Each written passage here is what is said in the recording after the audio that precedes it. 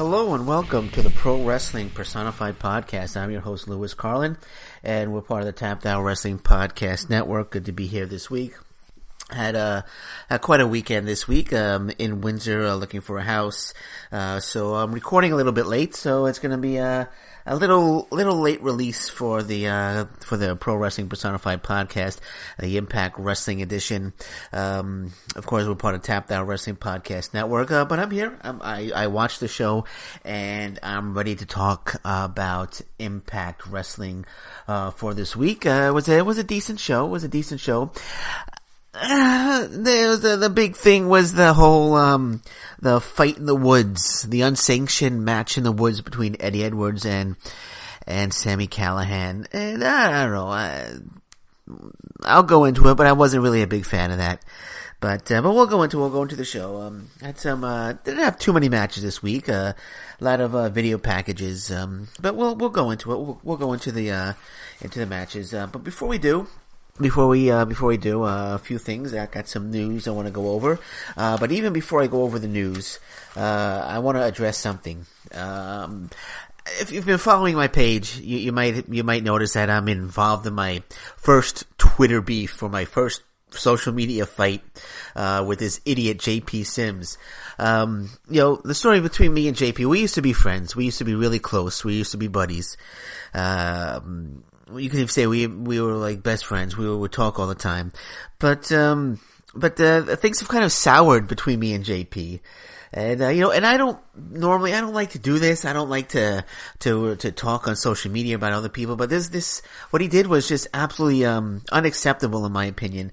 And I called him out on it on Twitter, and he retaliated, and we went back and forth on Twitter. And I got a lot of direct messages, a lot of emails, people asking me, well, what's going on, what's happening with you and JP, because they know we were close friends. So here's basically what happened. JP Sims, he was looking for someone to quote unquote manage him or to get him bookings. Cause, let's face it, the guy can't get bookings on his own these days. So he needed help to get bookings. And, he asked me if I would help him. We're close friends, and I said, yeah, sure, of course I'll help you. So I get him a couple of bookings, with a couple of promotions, and the guy doesn't show up. He doesn't show up to these bookings. I let him know that he's got these bookings, that these shows are the dates of the shows, and he needs to be there. And, I worked hard, and it's the first wrestler that I've ever done this for. So, and I was excited about it. I was like, hey, maybe it's something I could do. Maybe it's something I could manage wrestlers, get them bookings. Of course, I didn't want any money for it. I was doing it to help out a friend, and I got these bookings, and the guy doesn't show up then. I got like 4 bookings for him, and he doesn't show up to any of them. It's just, and that really, really pissed me off, to a point where, I don't even want to be friends with this guy anymore. And it's obvious in my, in the Twitter fight and my Twitter posts about him. I think he's an idiot. I think he's I don't know. It just gets me so irritated. It made me look so bad to these promoters. I'm trying to do a good thing here for a friend, and I'm trying to raise my status in the world of professional wrestling as a podcaster, of course, and and even as a manager, and helping people getting booked, and I got a call from these promoters, and they say, well, JP was booked, where is he? He didn't show up, and, they advertise him, he doesn't show up, and it's, it just really made me look bad. It really, really made me look bad, and it was unacceptable on my part, and JP Sims knows it, and JP Sims acted, like I said, like a complete idiot, I don't want to curse on here, but he acted like a dick, and we spoke about it, and we fought on Twitter about it as well, and it may have gotten a little out of hand, but this is one fight I'm not backing down. I didn't do anything wrong. This schmuck did not show up to the bookings, and I don't like to fight with people, but like I said, if he wants to go on Twitter, he's insulted me a few times to call me a loser. If he wants to keep going, he hasn't responded in a while, so maybe the whole feud's over, but the guy's an idiot. The guy's a schmuck, and I really don't want anything to do with JP Sims anymore. And that's all I really got to say about it. And I'm sure he's going to hear this. I'm sure he's going to listen to it. I'm sure he's going to get on Facebook Live and he's going to call me a bitch or whatever and, insult me and whatever. But, that's he doesn't have too many words in his vocabulary anyway, so he's got he uses the word bitch a lot in his promo. So I'm sure he's going to get on Facebook Live and call me a bitch and whatever. But anyway, bottom line, JP Sims, you're an idiot. Okay. Let's move on, cause this, I don't want to waste any more time with talking about JP Sims. So let's, move on. And, JP Sims will never ever be on my podcast ever again. And I'm sure he doesn't, which means he'll probably never be on another podcast ever again, cause this is really the only podcast that he's been on. I think he's been on one podcast or two, the Ringside Rant I think he's been on. And if he wants to go on the Ringside Rant and shoot on me, RJ, feel free to bring him on. I'm sure he'll want to shoot on me, and maybe to get you a few more downloads. But he'll never be on this podcast again. That's for sure. But anyway, so let's move on, and talk about Impact Wrestling. We'll talk about Impact Wrestling. So we got some news. Got some news to talk about. This week in Impact Wrestling. Let me get my notes here. Okay. Yeah, Slammiversary actually. Slammiversary, we're going to see Taiji Ishimori, the Bone Soldier in New Japan Pro Wrestling, will be making his return to Impact Wrestling at Slammiversary, and that's surprising. That's surprising because I know he's signed with New Japan Pro Wrestling as a Bone Soldier, and he's been very successful, best of the Super Juniors. He had a great run there. And he's coming back to Slammiversary. It kind of makes you wonder, are we going to see a possible working relationship now between New Japan Pro Wrestling and Impact? You never know. You never know. I mean, you got Don Callis. Of course, he's the English commentary, does English commentary for New Japan Pro Wrestling. So you never know. Yeah, and of course, he's executive VP of Impact Wrestling, and I'm sure he had a hand in getting Taiji Ishimori come back for Slammiversary. But you don't know. We'll see. We'll see what happens. It could be the start of a working relationship between Impact and New Japan Pro Wrestling. And speaking of working relationships, rumors out there that Impact Wrestling might actually might be getting into a working relationship with the promotion that actually has a full-time working relationship with New Japan Pro Wrestling, Ring of Honor. Now, as you know, the Impact Wrestling is going to be part of the Chris Jericho cruise, and of course Ring of Honor is already they're gonna have a Sea of Honor tournament, and Don Callis was being interviewed on I forgot which show, but he was being interviewed, and he said, we can expect to see Impact wrestlers challenging Ring of Honor wrestling on the cruise. So the Impact Wrestling Ring of Honor working relationship might begin on the Jericho cruise, and I absolutely love this, man. This has such great possibilities. Impact Wrestling, Ring of Honor, working relationship between the two, talent exchanges. Chris Jericho just, spearheading this working relationship. It all begins on his cruise.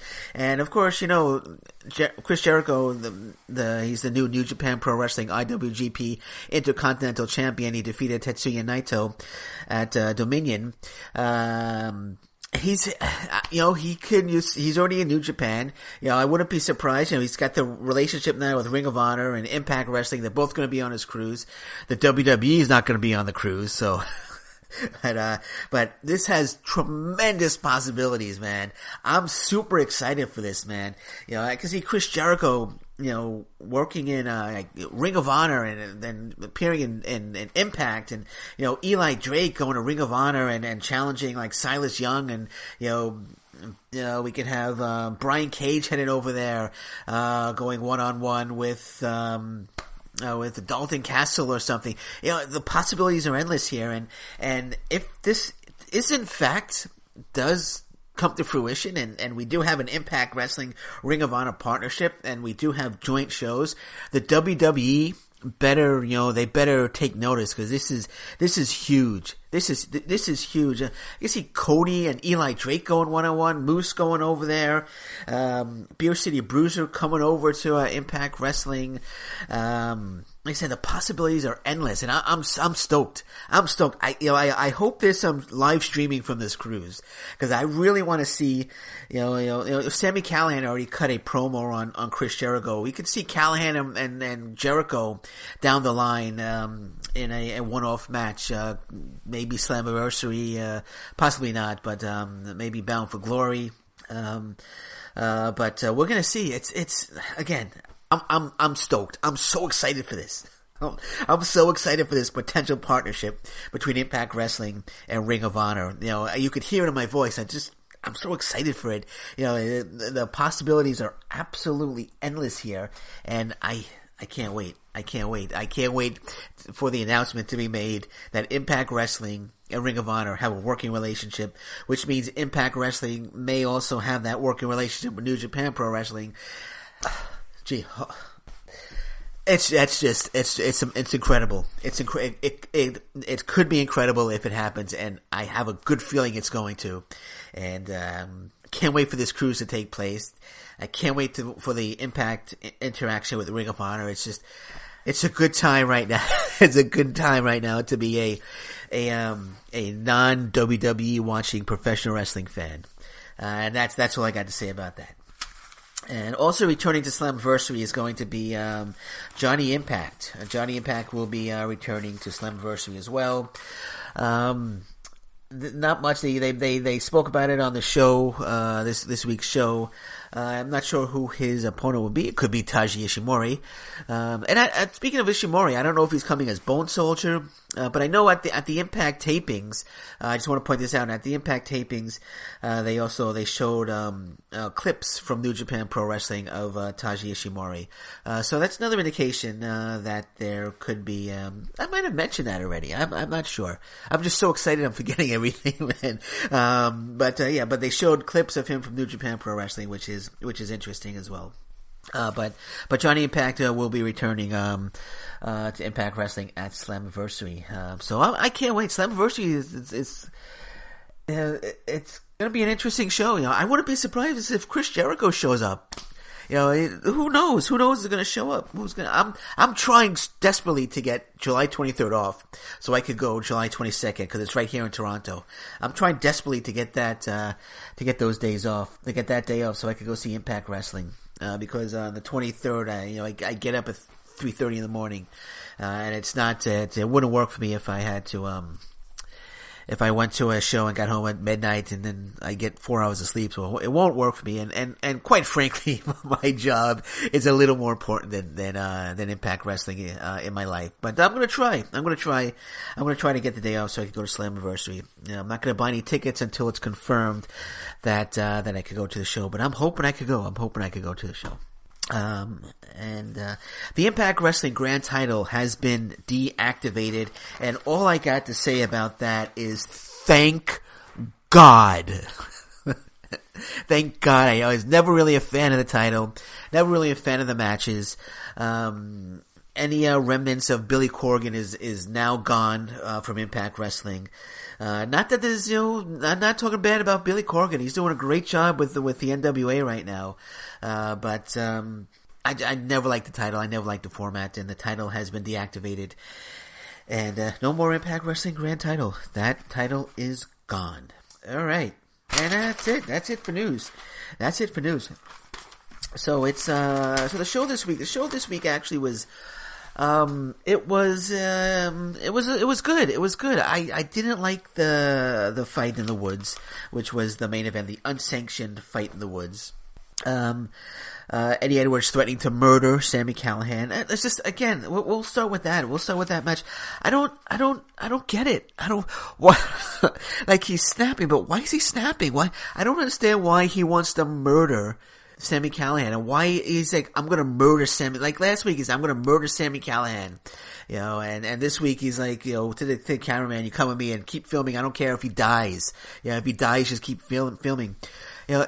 Why I know it's Impact Wrestling, but why aren't the police involved here? Why, he's like, he threatened to murder somebody.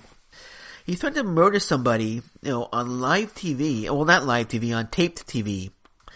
But that seems to be okay with Impact management. But we have this mystery attacker going around, laying people out, and that seems to be a big concern to Impact management. But one of their wrestlers threatening to murder another one of their wrestlers. And they were going to fire Sami Callihan, but Eddie Edwards was like, no, keep him. Don't fire him. I'm not done with him. And they decide okay, we're going to keep him. And so I guess they're going to keep him. And it's okay that Eddie Edwards wants to murder another wrestler. I'm sorry. It just doesn't, I don't like it. I don't like the whole angle. Eddie Edwards, going off the deep end. Okay, I can see that. But telling his wife, I'm going to murder Sami Callihan last week, and then everything's going to be back to normal. Well, no, it's not going to be back to normal, because if you murder somebody, you'll get arrested and you go to jail for the rest of your life. So things won't go back to normal if you murder Sami Callihan. So I don't know, and they had the fight in the woods. Where's my notes here? They had the where is it? No, where's my freaking notes for the fight in the woods? Did I not? Give me 1 second here. Give me 1 second. I gotta find my. I don't know what I did with it. But anyway, let's. I don't need my notes. I'll just. But I didn't like it. I didn't like it at all. Actually, here it is. You had what they're trying. I think what they're trying to do is they're trying to relive the whole, not the whole Matt Hardy, Jeff Hardy, broken thing where they had the fight at the Hardy compound, and they have the cinematics and really bad acting by Eddie Edwards, and you had the OVE and Jake Christ in the tree yelling everything, and Dave Christ shows up and Eddie Edwards takes them out, and then he goes one-on-one with Sami Callihan. They go back and forth. Callihan, he sticks something in his forehead and makes Callihan bleed profusely. And Tommy Dreamer shows up and says, you gotta stop. And Alicia Edwards is like, hey, you gotta stop this. And Sami Callihan disappears, and Eddie Edwards attacks Dreamer with the bat and goes looking for Sami Callihan. I didn't like it. It didn't, I would rather them just have matches in the ring, here's the thing. If Impact Wrestling is not sanctioning this, why are they sending cameras to film it so they can show it on TV? And didn't LAX and, OVE have a match, not too long ago that was too violent? They had it shown on Twitch. This was far more violent than that one, and this was okay for TV. It's a non-sanctioned match, but we're going to send our Impact Wrestling cameras out there to film it. Didn't like it. I didn't like it. That's me. Some people might have liked it. I didn't like it. I would much rather have them settle their feud in the ring, in a series of different types of matches. But why in the woods? And does Eddie Edwards call Sami Callihan and say, hey, Sami, we're going to fight in the woods. And Sami Callihan be like, okay, great. Which woods are we going to fight in? And Eddie Edwards be like, oh, that's a great question. What I'll do is I'll Google a couple of forest areas, around Orlando, and I'll choose one and we can meet there. And Sammy, hey, that's a good idea. Why don't we do that? And like, how do they know exactly the precise location they're both going to be in? So I didn't like it. Not a fan of it. Didn't like it. And, hopefully, they're going to have one more match at Slammiversary, steel cage, barbed wire, massacre, or whatever. It'll be a really violent match, and hopefully that'll end the feud. And they could, go on and, do something else. But like I said, I was not a fan of the fight in the woods.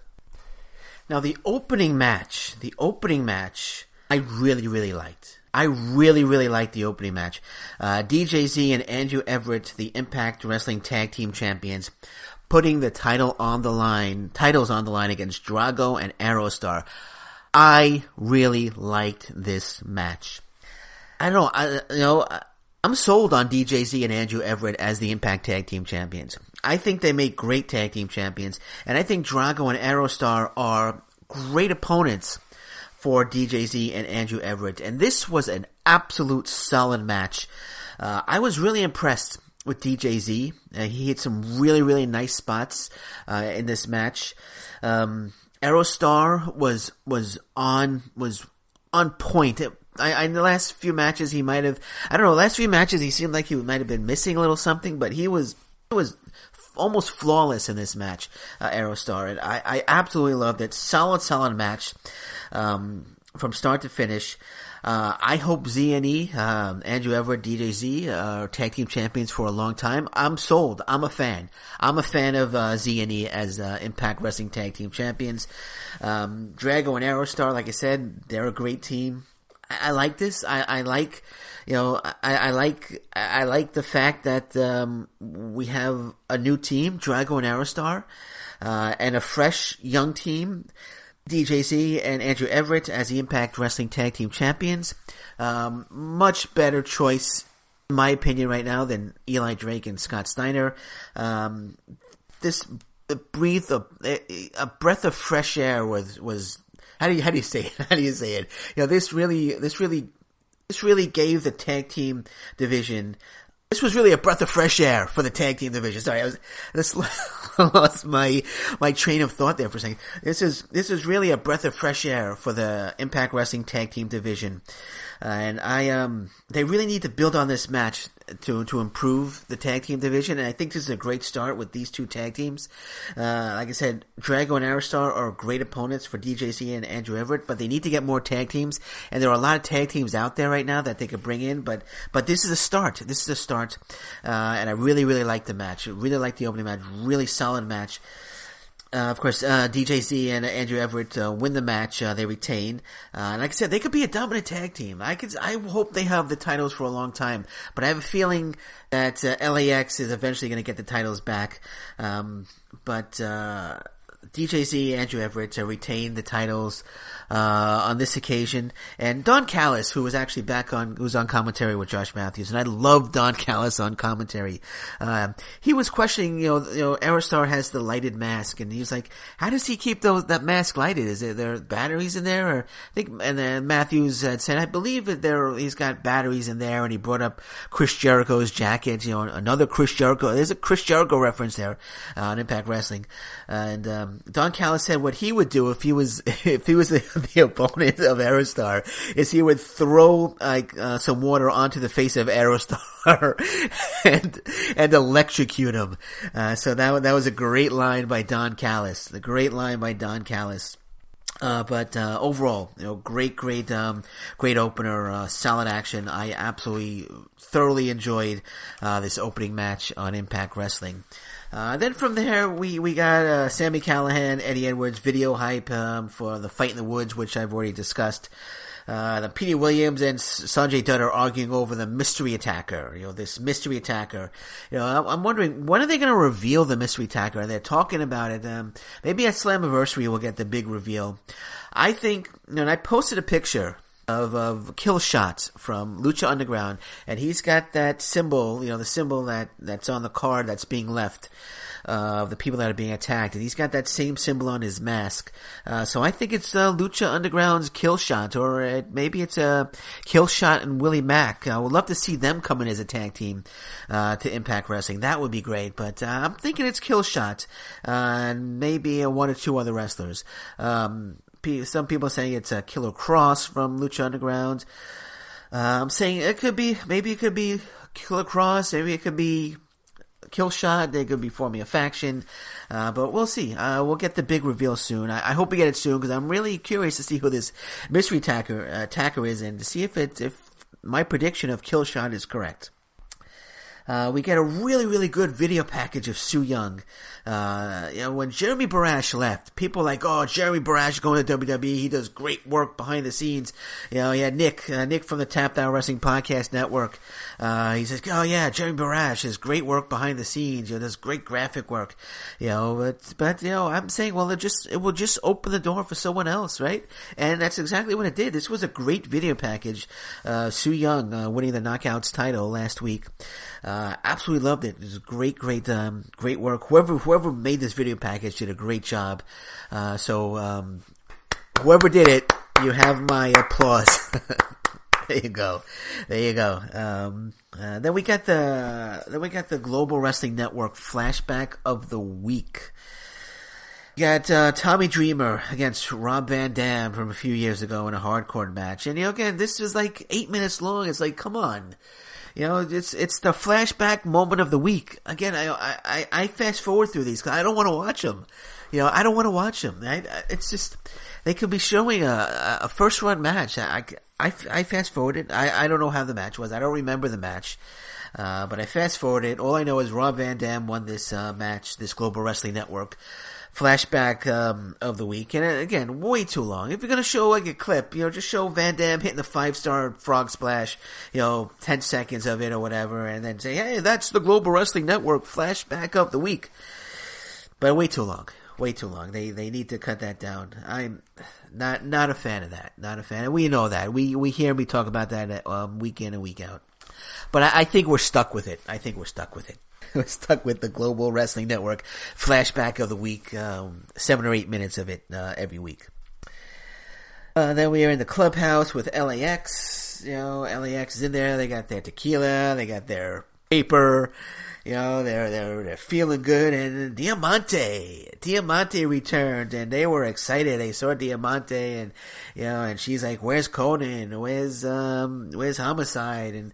And they mentioned something about King, and then Diamante is like, whoa, hold on, King, and she warns them of King, and she's not thrilled that King's around, apparently, and then King shows up, and he says a few words and tells LAX to go out and get that W. They have a big match coming up, and then him and Diamante have a little uncomfortable verbal exchange, and Diamante is a little concerned that King is around. So we'll see what happens there. I think this could be leading to Conan coming back, and he wants maybe feuding with King, a little power struggle to see who's going to be running the show at LAX or the faction, and who's going to be running the clubhouse, I should say, and Santana and Ortiz, they have to choose sides, and there's a lot of possibilities there. It was good to see Diamante back. I really like Diamante. She's a great element in LAX, and it was good to see her back. Let's see what happens here. I like Conan. I'm a fan of Conan. Conan is a great talker, but King's doing a decent job here, as the guy who's in there now, but you're not sure if you can trust him, right? You're not sure if he's cool, right? You don't know what his real intentions are. So I like that aspect of it, and I'm intrigued. I'm looking forward to it. I'm looking forward to see how the storyline progresses. So good work there. And then we had the second match, 43 minutes into the show, we had our second match, and it was LAX taking on the Cult of Lee, Trevor Lee and Caleb Conley. LAX, Santana, and Ortiz with King. Diamante did not come out to ringside, which was smart. She didn't come out with them at ringside, kind of, indicating, hey, if King's around, I don't want to be around either. I don't want to be around King. So it was smart not having her show up with them. But LAX against Trevor Lee and Caleb Conley. And let me tell you, I really like this match. I think LAX, Santana and Ortiz, Trevor Lee and Caleb Conley, I think they have great chemistry together. They've been in the ring quite a few times, and I thought this was a really, really good match. I'm gonna say this was an outstanding match. I really like it. I really enjoy when Santana and Ortiz get in the ring with Trevor Lee and Caleb Conley. they, like I said, they worked so well together. Great chemistry, good back and forth action between the two teams. Good back and forth action between the two teams. Santana and Ortiz, they do win. They get back on the winning track. King, this is plays into the whole angle. King getting them back on track, and when Kona comes back, there's going to be in my opinion, a little power struggle there. But Santana and Ortiz do win a really, really good match. Now, I said outstanding, so I'm going to stick to it. An outstanding match. I really like Santana and Ortiz, in my opinion, are one of the best tag teams in the world today. A lot of people, when I went on Twitter and I tweeted that out, a lot of people challenged that. They can't be one of the best tag teams in the world. They're one of the best tag teams in the world. 2 years ago, nobody really knew who they were, right? They come to Impact, my opinion, one of the best tag teams in the world right now. Santana and Ortiz, hands down. They could go to any promotion right now and hang with any tag team. Great tag team. Absolutely love Santana and Ortiz. And point was made, actually. Josh Matthews, Don Callis says that the tag team division is red hot and the talk of Impact. I disagree with that. I think they're on the right track. I don't think it's red hot and the talk of Impact right now, but I think it's on the right track. I'd like to see a few more tag teams come in, as I indicated a little earlier. But no, they're on the right track. And with Trevor Lee, Lee's not really. Him and Caleb Conley are a great tag team. Don't get me wrong, but Trevor Lee is a great singles wrestler, and that's where they should be focusing Trevor Lee on, the singles division, X Division title. I don't want, what? I've gone into Trevor Lee, my opinion on Trevor Lee so many times. Sooner or later, I have a feeling he's going to leave Impact Wrestling, wind up in NXT or New Japan, and realize his great potential, and they'll realize the great potential that Trevor Lee has, and he'll become a huge star. But we're not going to go on about that now. I've gone on that rant one too many times. But the tag team division is on the right track. Santana and Ortiz, DJZ, Andrew Everett, Drago, Aerostar. You need like 3 or 4 more tag teams to really call this tag team division red hot. Of course, my opinion, of course, and I think a lot of people will agree with me. on that. But nonetheless, Santana and Ortiz, like I said, they're back on the winning track, winning the terrific match against Trevor Lee and Caleb Conley.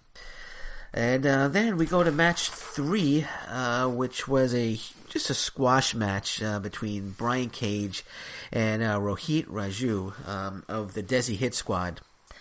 Squash match. It was about a minute and a half. Brian Cage wins with the Weapon X. Next week, he's got a shot at the X Division title. He defeated Desmond Xavier last week. So Matt Sydal comes out, of course, the X Division champion, and they have a little verbal confrontation.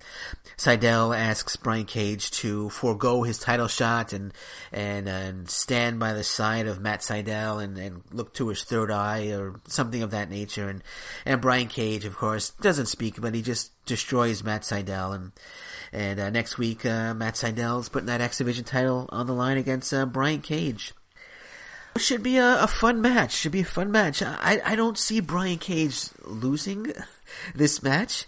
I think we're gonna have a new X Division champion next week. I think Brian Cage will be the next X Division champion. But let me tell you, man, I would absolutely love to see Matt Sydal defeat Brian Cage and retain the title. I would absolutely love to see that.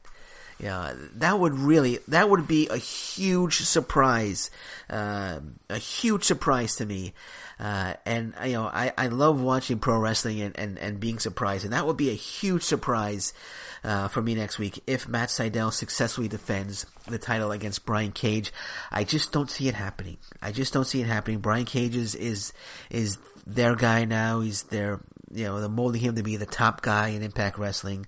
I don't see Brian Cage, I don't see the undefeated streak in Impact Wrestling end next week. So I'm going to say Brian Cage will be the next X Division title, but in the back of my mind and at the bottom of my heart, I'm kind of hoping Matt Sydal does squeak out a victory and retain the title next week.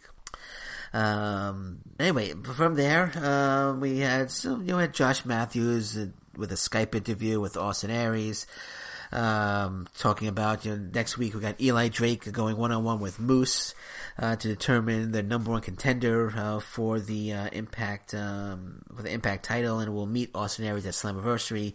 So Austin Aries was talking a little bit about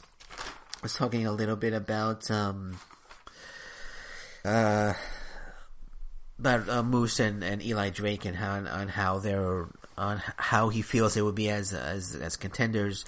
And I know I jumped ahead. Actually, before we had the squash match, Eli Drake's Fact of Life segment was back. And just real quickly, Eli Drake, great talker, one of the best talkers in professional wrestling, but we all know that. He names the top 5 dummies in Impact Wrestling. Number 5 were the fans. So I'm a fan of Impact Wrestling, so I guess I'm number 5 dummy. Number 4 was Austin Aries. Number 3 was Impact Management. Number 2 was again the fans, and number 1 was Moose. And he kind of mocked Moose's voice a little bit, which was funny. Moose comes out, of course, he appears, and they go at it verbally for a little bit, and then Drake attacks Moose, and they go back and forth for a bit, and Drake hits the gravy train, and then picks up his Fact of Life set, and the stand, and he hits Moose with it, and Eli Drake stands tall. And next week it will be Eli Drake versus Moose. Apparently it's going to be in Philadelphia, taped in Philadelphia, to determine the number 1 contender for the Impact World Championship, and will face Austin Aries at Slammiversary. We got a Madison Rayne, Tessa Blanchard video, which was decent. Whoever's doing these video packages is doing a terrific job. And Mackenzie Mitchell interviewing Tessa Blanchard backstage. Kiera Hogan interrupts. Insults Tessa Blanchard. Tessa Blanchard gets offended, and they brawl, and they brawl for a bit. Hogan holds her own for a little bit, but Tessa finally takes out Kiera Hogan and stands tall. So she's a great heel. Tessa Blanchard is a terrific heel for Impact Wrestling. She's really a great addition to the Knockouts division, and I'm a fan. I really enjoy watching Tessa Blanchard. I know she lost last week to Madison Rayne, which I thought may have been a little bit of a mistake. But last week I thought it was a mistake. But when I see this week, you can see how much of how can I say it?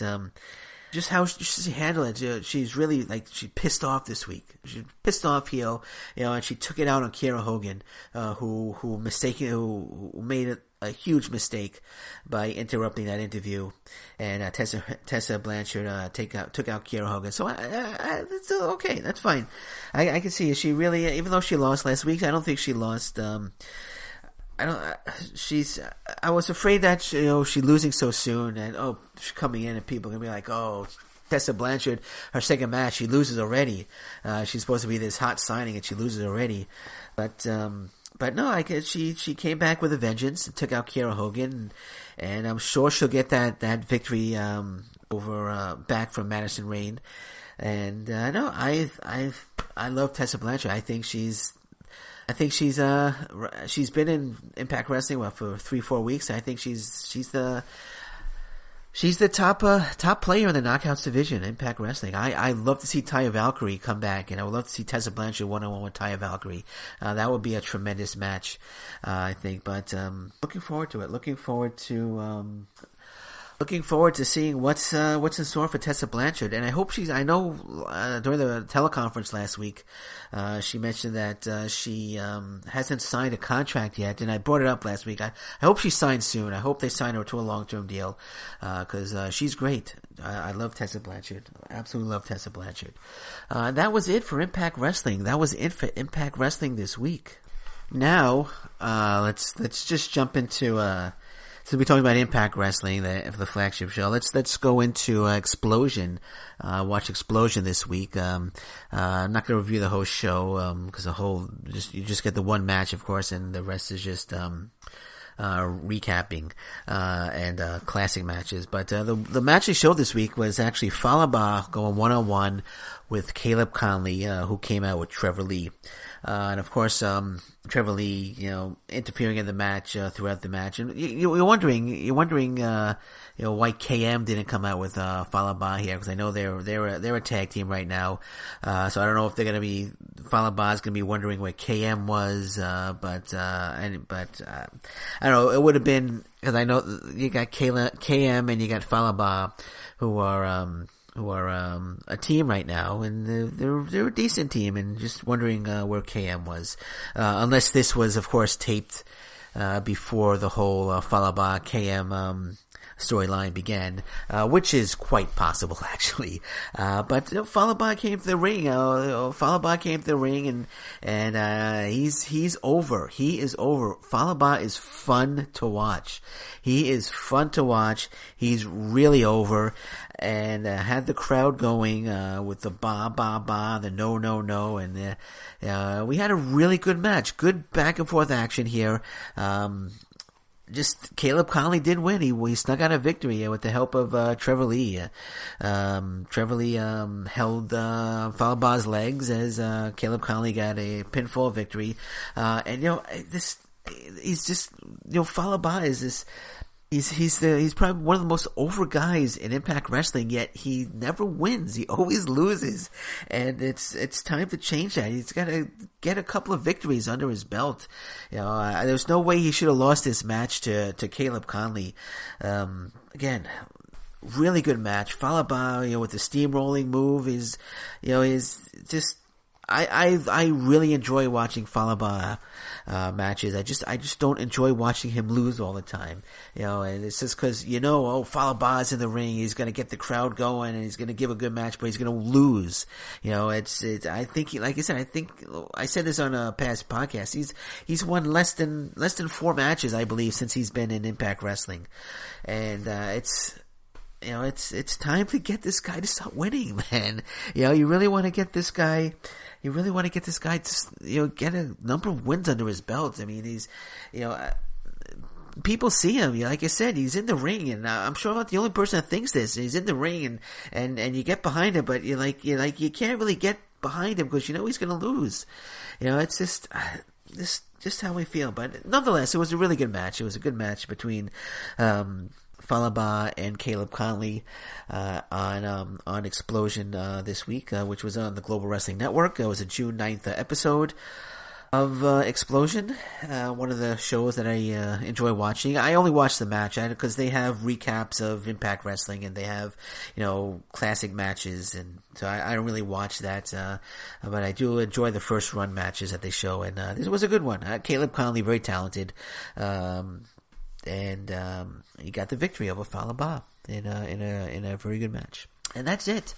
That'll be it this week for Impact Wrestling.